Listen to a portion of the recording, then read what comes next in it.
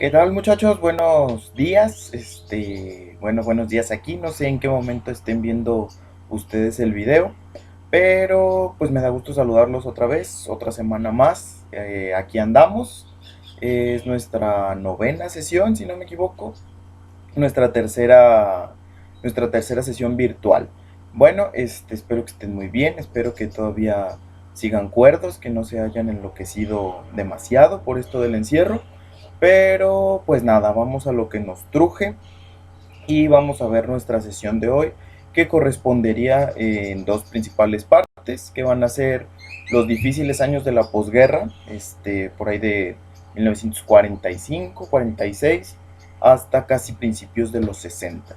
Eso va a ser nuestro tema de hoy al respecto de historia universal. Y vamos a ver también los años de la posguerra, pero de la posguerra mexicana. ¿Qué pasó después de la revolución? Aproximadamente de 1917, que fue donde nos quedamos la sesión anterior, a aproximadamente bien entrados los años 20 mexicanos. Esos van a ser nuestros temas de hoy. Y pues nada, espero que este video les ayude, que este video les guste. Y vamos a darle. Como ya les dije, hoy Dios, vamos a ver los años de la posguerra. ¿Qué son los años de la posguerra? Como podremos recordar un poquito, la sesión anterior, lo que hicimos fue ver qué es lo que pasó en los años 30 y 40 en Europa principalmente, que es donde tuvo lugar la Segunda Guerra Mundial. Vimos todas las consecuencias de la guerra, vimos cómo afectó a la población, tanto en la manera económica, de infraestructura, en el ánimo también de las personas y en todo en general. Fue una época muy difícil. Los años de guerra estuvieron plagados de problemáticas y esto no se terminó únicamente con el fin de la guerra, sino que esto continuó después de mucho tiempo porque todavía los países estaban afectados económicamente, estaban devastados en sus ciudades estaban destruidas y sus industrias no caminaban porque pues, no había capital para poder echar a andar la industria. Entonces van a ser años muy complicados, principalmente en Europa, que es donde se gestó en mayor medida la Segunda Guerra Mundial. Nosotros vamos a ver qué es lo que sucede, cómo influye tanto los Estados Unidos como la Unión Soviética en los países más afectados y qué es lo que va a derivar después de esta recuperación económica. Para empezar, me gustaría eh, comenzar con esto, a ver si se alcanza a ver. Híjole, creo. Ahí mero. Difícil recuperación económica en Europa. Como podemos recordar, la mayoría de la industria o del capital se centró en aquellos años en mantener la guerra, en hacer nuevos armamentos, mejorar las cuestiones armamentísticas, en solventar la manutención de las tropas, etcétera, etcétera, etcétera. Esas eran las preocupaciones principales de los países europeos en guerra. Entonces, ¿qué va a venir después? Si en un principio estamos nada más fabricando armas y estamos dando ayuda únicamente a la milicia, lo que vamos a tener después es una difícil recuperación económica. ¿Por qué? Porque todas las demás industrias se van a venir hacia abajo porque pues en esos años no podía haber tanta producción. Entonces la recuperación va a ser un poquito complicada, va a ser muy larga y las familias van a sufrir todo este tipo de circunstancias. ¿Por qué? Porque la industria estaba centrada únicamente en mantener a las tropas en la guerra. Esa era su preocupación principal y eso fue uno de los factores que contribuyó para que la economía europea se estancara en los años de la posguerra. ¿Qué va a venir después?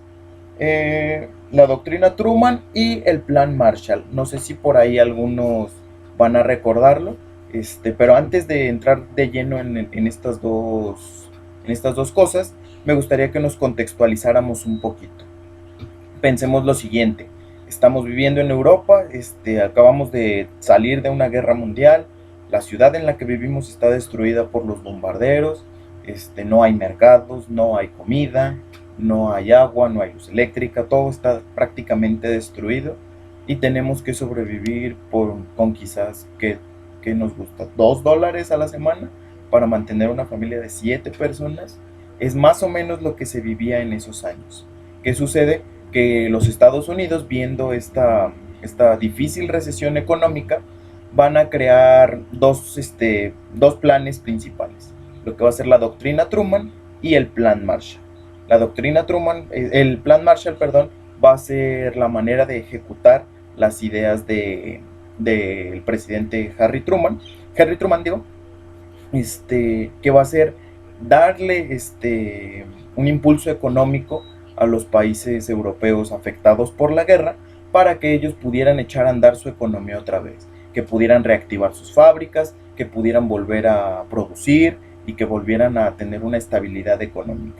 ¿Cómo lo van a lograr? Bueno, van a otorgar dinero a los países afectados por la guerra y de este modo van a meterle dinero a la industria, van a poner capital norteamericano en las industrias europeas para que puedan volver a trabajar y de esta manera, de forma paulatina, fueran recuperando un poquito su estabilidad económica. Eso es básicamente de lo que de lo que trata la doctrina Truman y el plan Marshall. ¿Qué va a pasar? Nosotros podemos pensar, ok, estamos viviendo en Europa, no tenemos que comer, no tenemos cómo vivir, nos estamos recuperando apenas y van a venir los Estados Unidos a otorgar una serie de apoyos económicos que vuelvan a reactivar la economía, que vuelvan a reactivar la industria. Lo vamos a ver como una situación muy positiva, y lo cual lo era. Vamos a pensar que si nosotros no teníamos nada en ese momento y llega alguien a decirnos, sabes que bueno, las cosas están difíciles, yo te voy a echar la mano, pues siempre va a ser bienvenido, ¿no? Pero va a haber unos intereses ocultos tras la ayuda económica. Como sabemos, no todas las cosas pueden ser miel sobre hojuelas, todas las cosas tienen un precio, todas las cosas tienen un porqué, y en este caso, el porqué de los Estados Unidos para ayudar a los países europeos tenía que ver con dos razones principales. La primera era detener el comunismo. Esa era su principal misión de los Estados Unidos. ¿Por qué? Porque después de la Segunda Guerra Mundial, como podemos recordar, tenemos a dos potencias que van a surgir de la posguerra, que van a ser los Estados Unidos y la Unión Soviética, el bloque comunista y el bloque capitalista. Lo que querían hacer los estadounidenses con entregar los apoyos económicos a los países europeos era frenar el avance del comunismo, porque ya había estado propagándose por el este de Europa. Es decir, la Unión Soviética venía, ¿cómo decirlo?, promulgando el comunismo como una nueva doctrina económica, y los países principalmente de Europa del Este se estaban cambiando sus gobiernos por gobiernos comunistas. Entonces los Estados Unidos se dan cuenta de esto, mandan el apoyo económico a Europa y con eso pretenden frenar la expansión del comunismo, que es de donde va a surgir de manera más considerable todos estos factores para que se den la Guerra Fría en los años posteriores. Entonces ese es uno de los intereses principales de los Estados Unidos, no solamente ayudar a los pueblos afectados por la guerra, sino frenar el avance del comunismo. ¿Qué va a pasar también?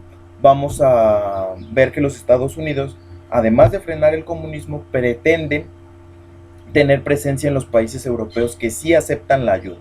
Ellos, al tener una presencia, van a tener nuevas rutas de comercio, van a tener presencia en cuestiones políticas con los países que sí aceptan la ayuda, y pues prácticamente van a estar ahí nada más al alba, a ver qué se necesita, a ver qué se ocupa, a ver qué se puede hacer y cómo también se pueden beneficiar, principalmente por la parte del comercio y la economía, la importación y la exportación, y también para frenar al comunismo. Esas van a ser las dos principales razones por las cuales se lleva a cabo y se ejecuta tanto la doctrina Truman como el plan Marshall. Ya sabemos, estos dos son la manera de apoyo que tienen los Estados Unidos hacia los países devastados por la guerra. Se dice que se entregaron cerca de 130 millones de dólares aproximadamente en los años que duró esto de la doctrina Truman y el plan Marshall, que fueron de 1947 a 1953 aproximadamente.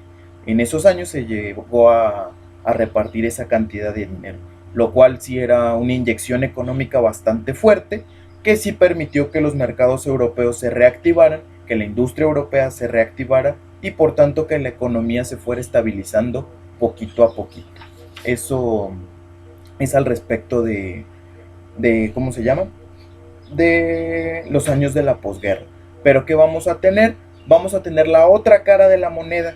Ya vimos cómo es la vida en Europa en los años de la posguerra, pero ahora vamos a ver cómo es la vida de la posguerra del otro lado del mundo, en los Estados Unidos. Eso lo vamos a ver en el siguiente videito para que este no se haga tan largo.